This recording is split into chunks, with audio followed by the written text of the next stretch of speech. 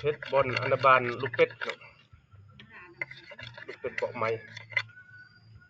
เฮ็ดเอาไม้ไผ่อันบ่อนุบาลบ่ได้ต้องแยกจากพุงจากจามันบ่แยกเลยจังหน่อยมันสิพุงจาสิเหยียบแยกจากแม่มันต่างหากอนุบาลเลี้ยงบนอื่นเฮ็ดแนวนั้นก็บ่ฮู้ดอกวิธีทางมันคิดซื่อๆแนวนั้นสิลูกเป็ดก็บ่หลายเป็ดโตมันบ่มาไปกินไข่มันหั่นมันไข่แหละจุใหม่ๆไข่